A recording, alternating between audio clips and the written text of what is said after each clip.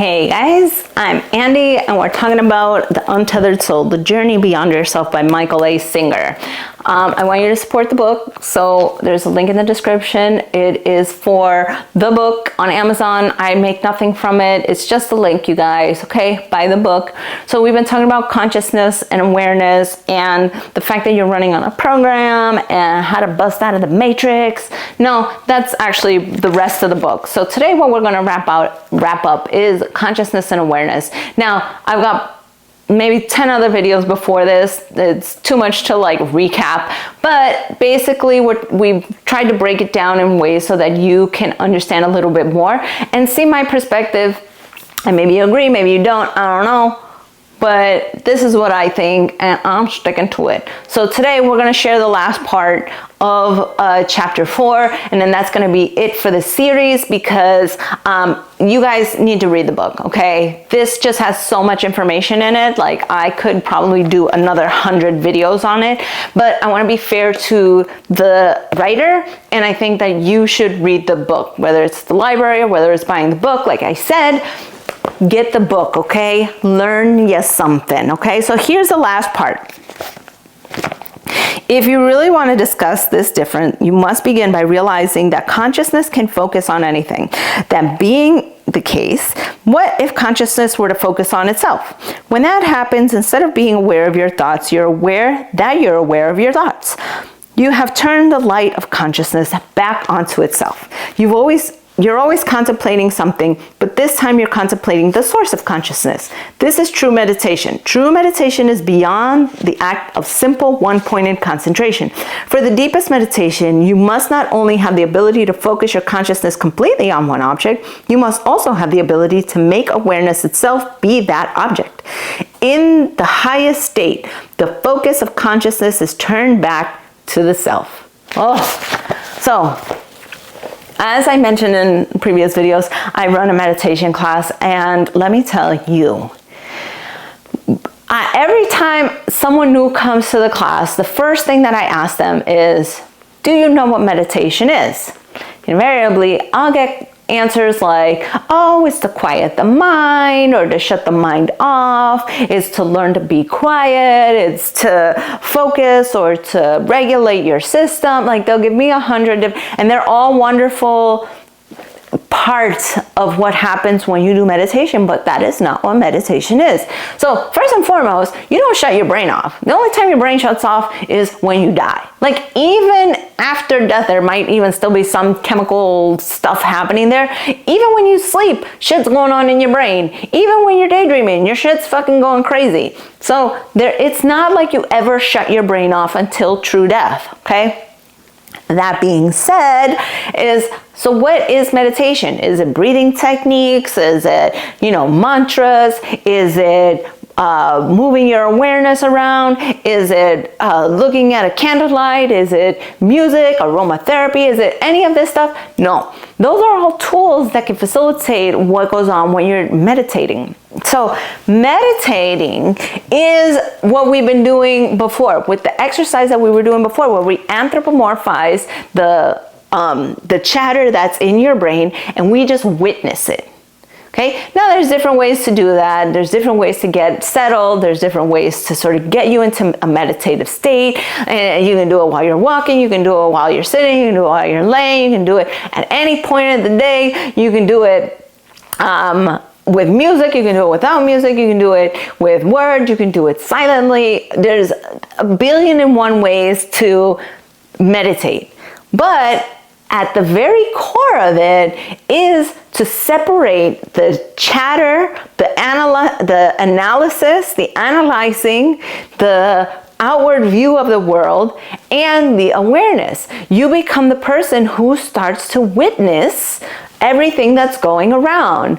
No judgment, no, you're just saying, oh, that, like, you notice that you have this thought, and you're like, oh, cool, okay, let it go by. You have another thought. Oh, cool. Let it go by. Now, sometimes you can put that awareness on the fact that you're aware. So that sort of loop that's created is pure meditative state. And it almost sounds as if you're quiet. It almost sounds as if there's nothing. But yet, your mind tries to be tricky. It's like, oh, my foot hurts. Oh no, I'm trying to meditate. Oh, it's a little cold in here. Oh my God, I'm trying to meditate. Oh, I gotta do this later. Oh, I'm trying to meditate.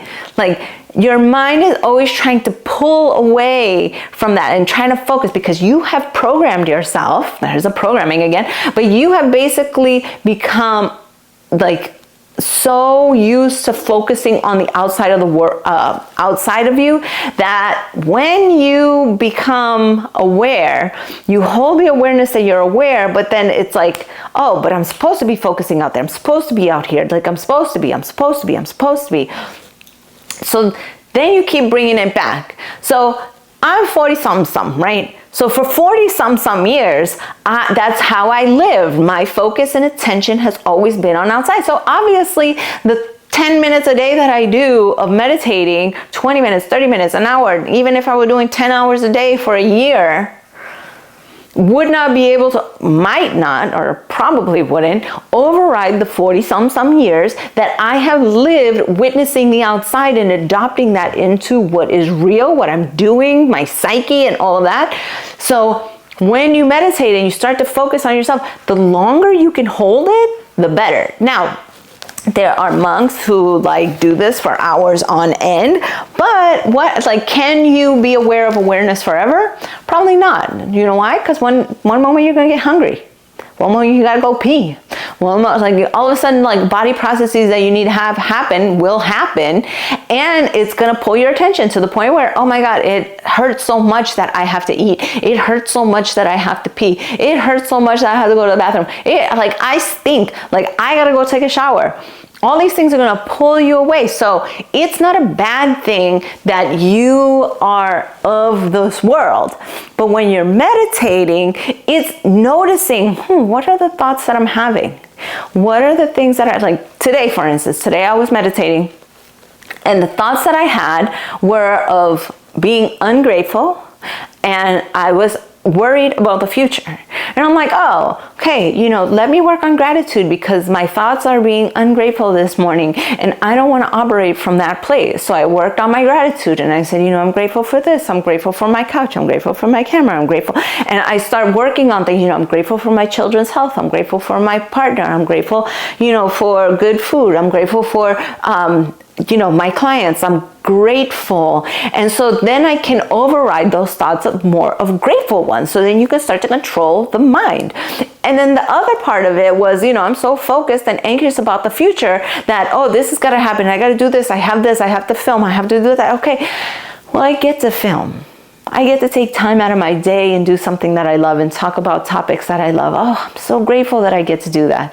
Oh, I'm grateful that I get to go meet with a friend of mine at her job and go talk about her business and go see what she does so that she can explain more in depth to me what she's going. I get to connect with another human being and I love it. So you get to start by seeing, hey, this is my thought patterns right now.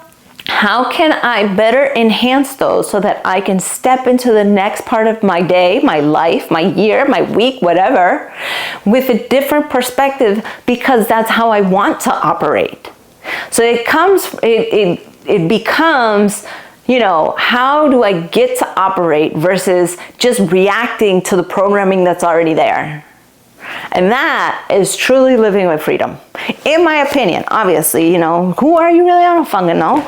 But what I have learned is that when I get to witness what's going on in my brain, instead of judging it and instead of coming from a place of this is just who I am, this is how I operate and nothing's ever going to change and I'm going to be at the mercy of my emotions and my experiences, that I get to then transform it into the way that I want to be, into the person who I want to become. So I get to have a better day. I get to come from love. So here's a for instance. I called my husband when I got home because he wasn't home yet, just to see where he was, to see what time he was coming home because I wanted to do this. And he says, oh, I'm in Rhode Island. I'm like, okay, have fun. Talk to you in 2 hours. And he was like, oh, okay. Like, no anger, no argument. Like, why would I be angry and argue? Like, I want you to be happy. I want you to do the things that you find passion for. Now, had I been, 10 years ago, I'd be like, why aren't you at work? Like, what the fuck? Why aren't you home? Like, possessive, controlling Andy could be a little crazy, okay? But we've evolved, we're better people now, and that is a product of being able to witness the thoughts that I have, processing them, and then actually transforming them into the person that I want to be, and the person I want to show up for my husband, for my children, for my career, for you guys, for everybody. So I hope you guys had a wonderful time with me exploring this book, learning about me and my crazy, learning about me and the way that I view things. Once I find another book, I'm going to start to film those. But I really hope you guys do buy this book because it is such a good book and it has amazing points. And while I believe that this is a very high level book, a lot of people who read this book as their first self-help book, whatever that is, have found it accessible to them. But if this would have been my first book, I would have been like, I don't know what the fuck you talking about. You just talking some crazy shit. I had to go through a world of other stuff in order to be able to understand this. But if you are, wherever you are in your journey, if any of these videos resonated with you, this might be the book for you, okay? It's The Untethered Soul, The Journey Beyond Yourself by Michael A. Singer. I'm gonna put the link in the description.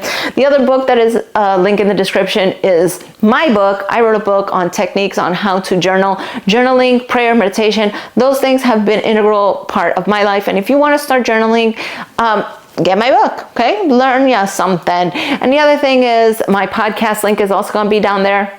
I share a whole bunch of insights that I get, just random little 10-minute podcasts, nothing too crazy, but you guys get to know me a lot better. And I hope you guys follow me. Love you guys. Bye.